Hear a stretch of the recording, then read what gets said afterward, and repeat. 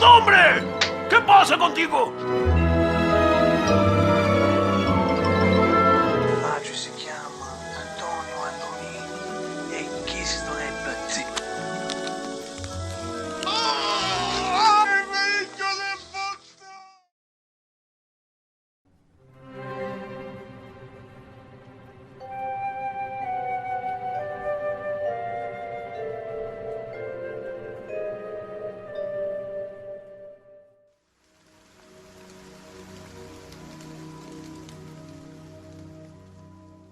Hay hombres que, por su grandeza, sus hazañas y hasta por su apariencia, son capaces de infligir miedo y doblegar a cualquier individuo. Esta aura imponente que envuelve a ciertos individuos se manifiesta de manera particular en el intrigante mundo del Padrino, en este universo cinematográfico creado por Francis Ford Coppola y el literario Mario Puzo.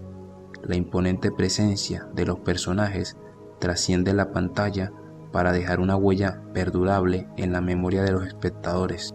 En El Padrino es bastante común que las jerarquías se respeten con ahínco, pues se trata de casos justificados y totalmente lógicos, pero en algunos casos no siempre está justificado que alguien esté en el escalafón más alto por sus proezas, porque la fortuna existe y bendice a algunos hombres, pero se dice que quien llega así no dura mucho, porque no cuenta con las cualidades.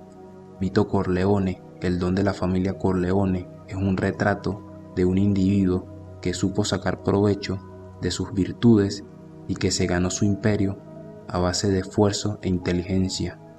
La historia, meticulosamente tejida con elementos de poder, lealtad y tragedia, se convierte en un lienzo donde se despliega la grandeza de alguien como Don Vito Corleone. Su mera presencia en una habitación evoca respeto y temor, amalgamados en una dualidad que define su personaje. La manera en que se desenvuelve en su papel de patriarca de la familia Corleone, con su calma calculada y su mirada penetrante, crea una atmósfera única que trasciende las palabras. En este sentido, hoy me propongo explorar la vida de este hombre, centrándome especialmente en su juventud, para comprender cómo este genio del crimen organizado logró situarse en la cima de las 5 familias.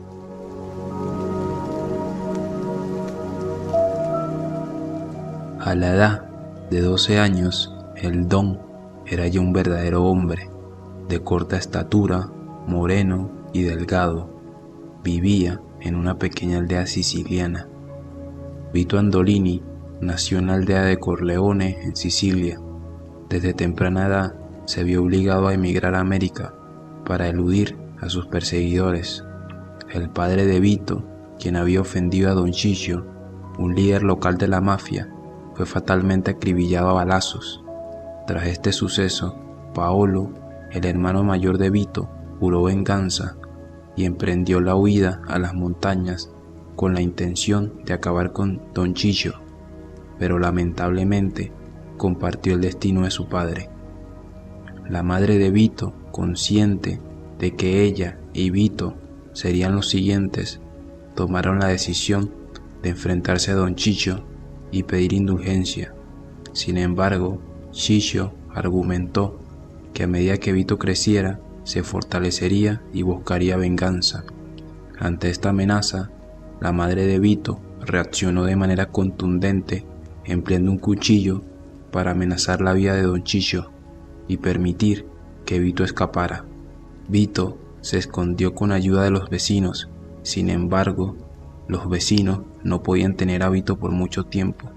De lo contrario, pagarían con la muerte. No hubo otro remedio que enviarlo a un barco de inmigrantes ilegales que escapaban a Estados Unidos. Ya en Estados Unidos, los empleados de inmigración hicieron una pregunta a Vito, pero este no sabía hablar inglés, por lo que interpretaron, a través de la etiqueta que tenía pegada en el pecho de Vito, que su nombre era Vito Andolini de Corleone. Esta biografía pertenece más bien a la película, ya que en el libro no se hace alusión a Don Ciccio. Es importante aclarar este punto, puesto que en el libro la historia es más escueta y sin tantos detalles como en la película. De aquí en adelante me apoyaré fielmente en los acontecimientos del libro, ya que es en este donde se encuentran más detalles y sucesos que no contaron en la película.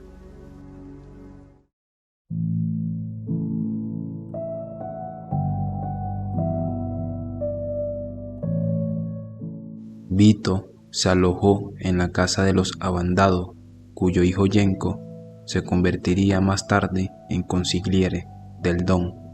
El aún joven Vito empezó a trabajar en la droguería de los Abandado. Más tarde contrajo matrimonio a los 18 años con una joven italiana siciliana que tenía 16 años, pero que a leguas se veía que sería una buena esposa.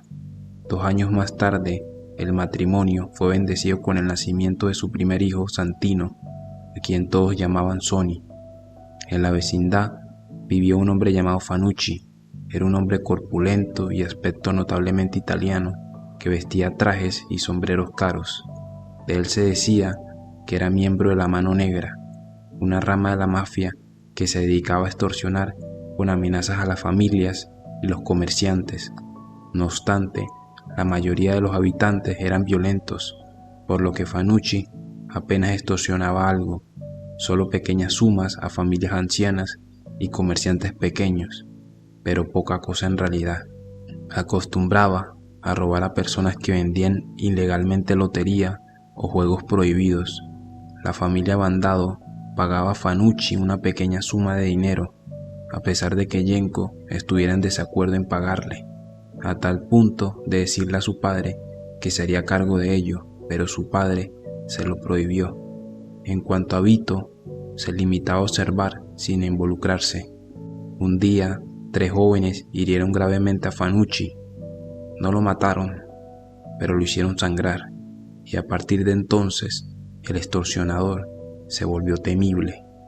Vito vio a Fanucci alejarse de sus agresores y nunca olvidaría la imagen del hombre tapándose la herida con su sombrero para evitar que emanara la sangre. Contra todas las previsiones, aquel ataque resultó ser una bendición para Fanucci. Sus jóvenes agresores no eran unos asesinos, sino simples muchachos dispuestos a dar una lección al extorsionador y conseguir así que dejara tranquilos a los habitantes del barrio. Fanucci, en cambio, sí resultó ser un asesino. Pocas semanas más tarde, el que había empuñado el cuchillo al atacar a Fanucci apareció muerto, y las familias de los otros 2 jóvenes tuvieron que pagar una fuerte suma a este para que olvidase su venganza. Desde entonces, los tributos aumentaron y Fanucci entró a formar parte del negocio del juego. Vito Corleone consideró que todo aquello no era de su incumbencia y lo olvidó al instante.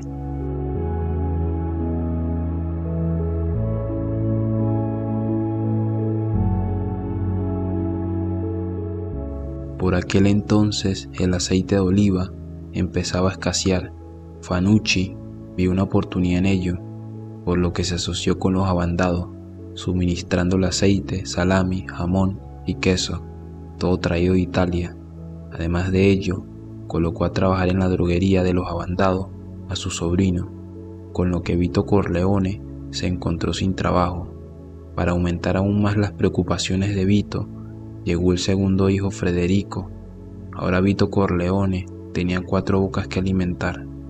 Vito siempre había sido un joven muy reservado, que se guardaba sus pensamientos para sí mismo. El joven Vito desarrolló un frío e intenso odio contra Fanucci. En todo caso, ya llegaría su momento. Mientras tanto, Vito trabajaba en el ferrocarril, pero al terminar la guerra, volvió a estar sin trabajo. Un día, mientras cenaba con su familia, alguien golpeaba la ventana de su casa.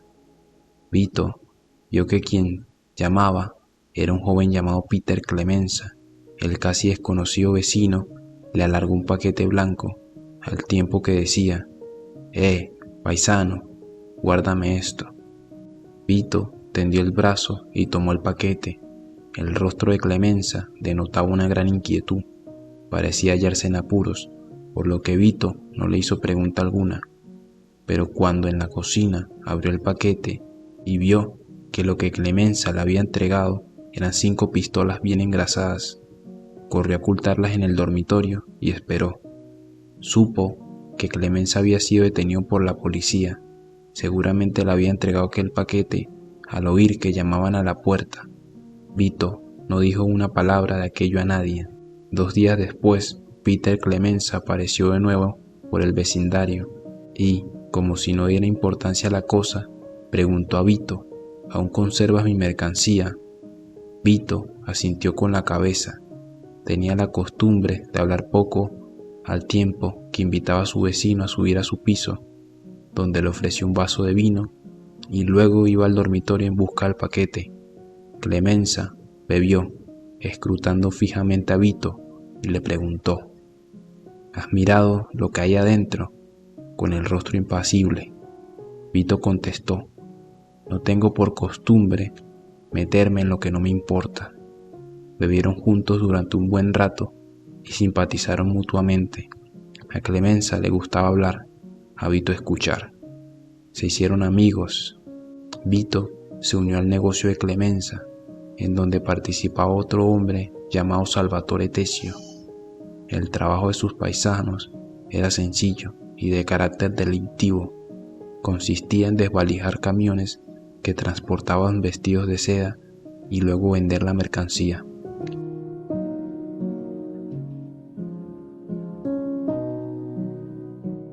El nuevo negocio de Vito empezó a ir como viento en popa, pero, y sin previo aviso, un día Fanucci abordó a Vito y le exigió a su banda y a él una pequeña tajada del dinero. Durante la conversación, Vito se mostró respetuoso y supo por qué debía hacerlo así. Su padre era un individuo apasionado. Fue por ello que perdió la vida. Vito hizo saber la noticia a sus amigos. La recibieron con hostilidad, pero sin negar la petición. Corleone ideó un plan, pero quiso mantenerlo en secreto. Aseguró a sus amigos que no se preocuparan, él se haría cargo del asunto. De todas maneras, necesitaba $50 de ambos. Clemenza y Tessio aceptaron a regañadientes. El plan era sencillo: asesinar a Fanucci y acabar con las injusticias que sufrían sus compatriotas. Vito Corleone concertó un encuentro con Fanucci en una cafetería.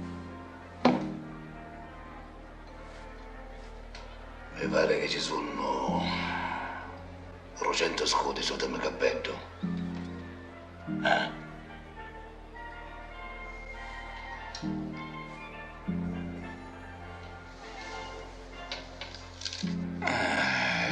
Ragione hai io. Solo 200 scudi. Sogno a conto le monete. Che vuoi? A comore sogno senza tabaco. Me la senti che di tempo. Ma sì, lo capisci, no?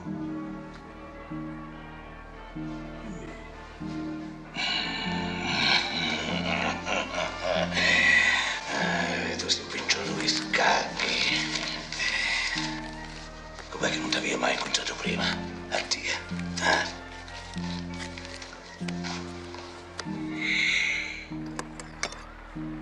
C'hai un velo in tuo stomaco.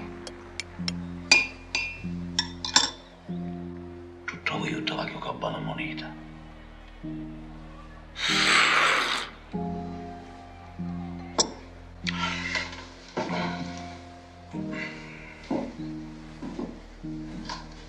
Senza rancore, Se mi può aiutare, fammelo sapere. Tu ti facesti a conoscere. Divertiti a festa!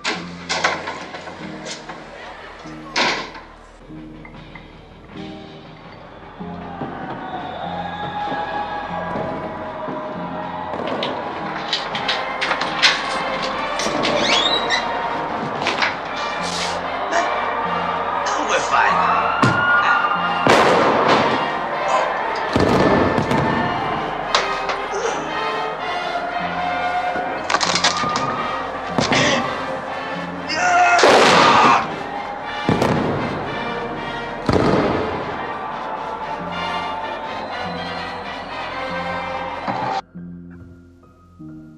No, Fanucci no había sido un hombre rico.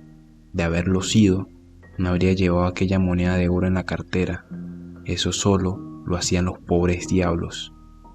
Lo que siguió fue inevitable. Este episodio marcó su ascenso como héroe comunitario, convirtiéndose en el referente al que acudían los vecinos con sus problemas.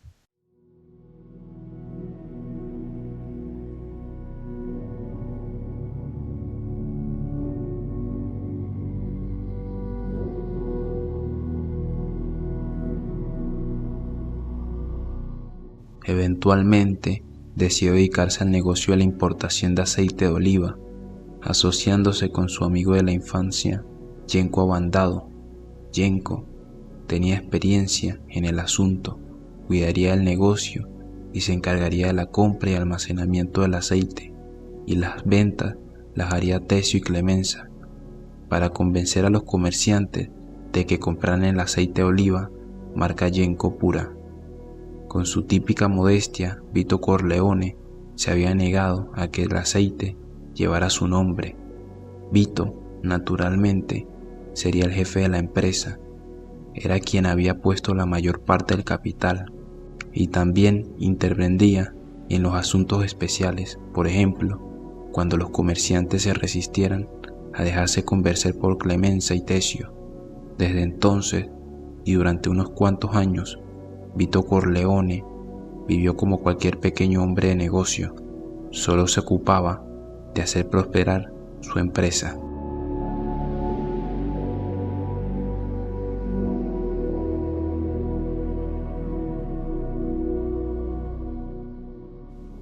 Pero los grandes hombres no nacen, sino que se hacen, y eso fue lo que sucedió en el caso de Vito Corleone.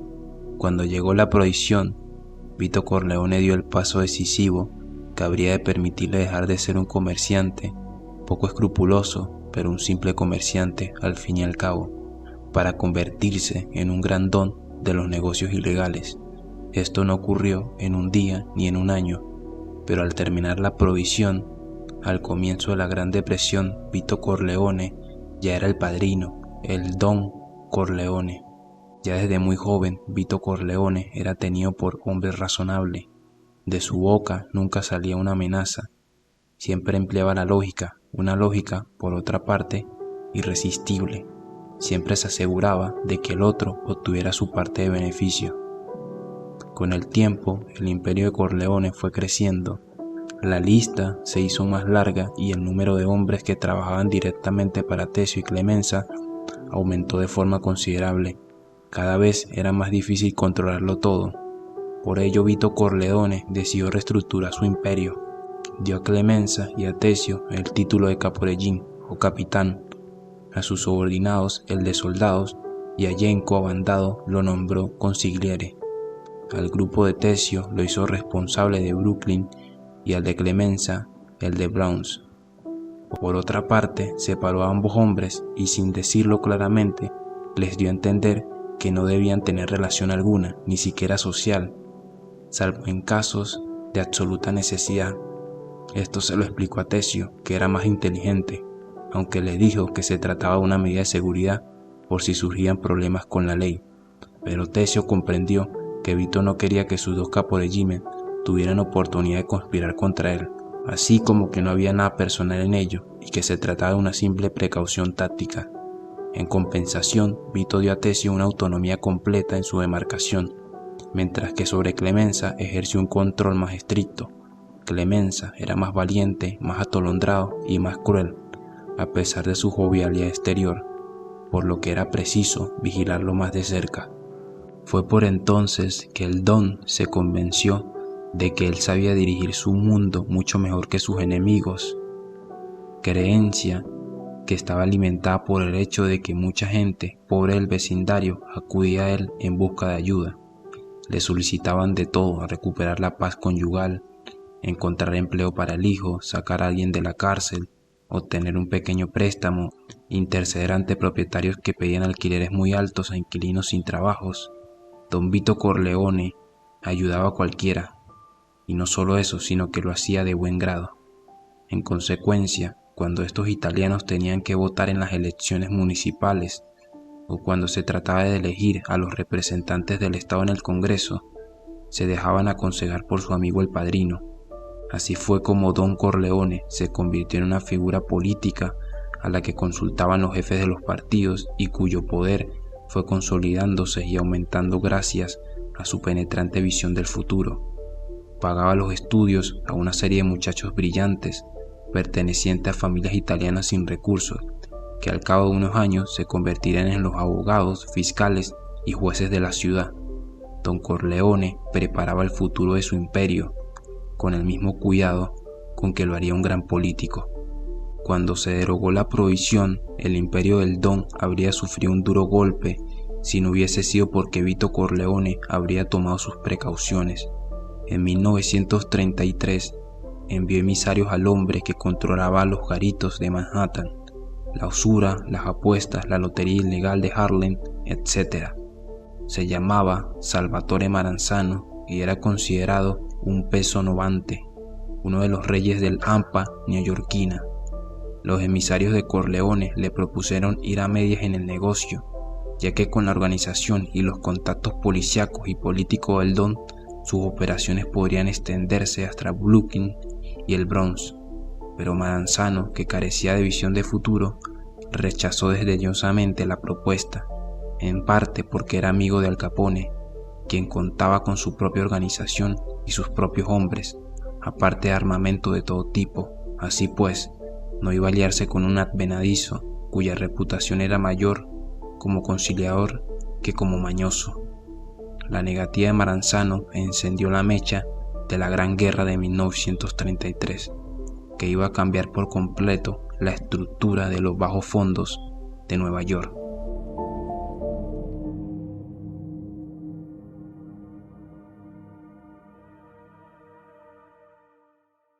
A primera vista, la lucha era muy desigual. Salvatore Maranzano poseía una poderosa organización y tenía amistad con Al Capone de Chicago, cuya ayuda podía solicitar en cualquier momento. También estaban muy buenas relaciones con la familia Tattaglia, que controlaba la prostitución y el incipiente tráfico de drogas. Contra esto, Don Corleone solo podía oponer dos pequeños aunque soberbiamente organizados regímenes, mandados por Clemenza y Tesio, aparte de que sus contactos policíacos y políticos podían ser contrarrestados fácilmente por Maranzano, pero poseía una gran ventaja: el enemigo ignoraba todo respecto de su organización. El mundo del hampa no conocía la verdadera fuerza de sus soldados. Maranzano le pidió a Al Capone dos de sus mejores pistoleros para que se encargaran de liquidar a Don Corleone. La familia Corleone, que tenía amistades en Chicago, obtuvo información de que los dos pistoleros llegarían en tren, y Vito le pidió a Luca Brasi que fuera a recibirlos. Brasi, junto con 4 de sus hombres, recibieron a los dos visitantes en la estación. Uno de los hombres conducía un taxi y otro iba disfrazado de mozo de cuerda. Este último tomó las maletas de los enviados de Al Capone y las llevó hasta el taxi. Cuando los pistoleros de Chicago entraron en el vehículo, Brasi y otro de sus hombres se precipitaron detrás de ellos, pistola en mano, y los obligaron a tenderse en el suelo. El taxi se dirigió a un almacén cercano a los muelles. Brasi lo había previsto todo. Los dos hombres de Al Capone fueron atados de pies y manos. Luego les metieron sendas toallas pequeñas en la boca para que no pudieran gritar, y seguidamente Brasi les ordenó que pusieran de cara a la pared. Entonces cogió una barra de hierro y empezó a golpear con fuerza los pies de uno de ellos hasta rompérselos. A continuación hizo lo mismo con las piernas y las rodillas. Finalmente lo golpeó en el pecho y el vientre. Brasi era muy fuerte, pero tuvo que descargar muchos golpes para conseguir su propósito. Naturalmente, a los 2 primeros golpes la víctima había caído al suelo en medio de un gran charco de sangre y trozos de carne. Cuando Brasi se volvió hacia el segundo hombre, vio que no tenía necesidad de machacarlo a golpes. El hombre, por imposible que parezca, se había tragado la pequeña toalla. Cuando la policía realizó la autopsia para determinar las causas de la muerte, encontraron la toalla en su estómago. Pocos días después en Chicago, Al Capone recibió de Vito Corleone el siguiente mensaje: ahora ya sabe usted cómo trato a mis enemigos, porque un napolitano tiene que interferir en una pelea entre dos sicilianos. Si desea tenerme por amigo, sepa que le debo un favor y que estoy dispuesto a pagárselo en cuanto me lo pida. No dudo que un hombre como usted sabe muy bien lo beneficioso que es tener un amigo que, en lugar de pedir ayuda, se ocupa de sus propios asuntos y siempre está dispuesto a ayudar. Si no quiere aceptar mi amistad, dejemos las cosas como están. Pero permita que le diga una cosa: el clima de Nueva York es húmedo y muy malo para los napolitanos. Al Capone respondió que no intervendría en la lucha entre Vito Corleone y Salvatore Maranzano. Las fuerzas ahora estaban niveladas. Más tarde, Don Corleone envió a Tessio y sus hombres a la casa del propio Maranzano. Maranzano había enviado mensajes para comunicar al Don que deseaba la paz. Vito Corleone se negó a recibirlos, pretextando las más diversas excusas, y los soldados de Maranzano comenzaron a abandonar a su jefe, pues no deseaban morir por una causa perdida. Los apostadores y usureros pagaban ahora tributo a la organización de Corleone, pero la guerra no había terminado. En la Nochevieja de 1933, Tessio consiguió penetrar en las defensas de Maranzano. Los lugartenientes de este, ansiosos como estaban de abandonar la lucha, se mostraron dispuestos a entregar su jefe al enemigo. Le dijeron que se había concertado una entrevista con Corleone en un restaurante de Brooklyn y lo acompañaron en calidad de guardaespaldas. Le dejaron sentado a una mesa, malhumorado y mordisqueando un trozo de pan, y luego salieron del restaurante. Mientras entraban Tessio y 4 de sus hombres, la ejecución fue rápida y segura. Maranzano, con la boca llena de pan a medio masticar, fue acribillado a balazos. La guerra había terminado. El imperio de Maranzano fue incorporado al de Don Corleone. Fue así como el astuto e inteligente Vito Corleone paulatinamente adquirió todo el poder.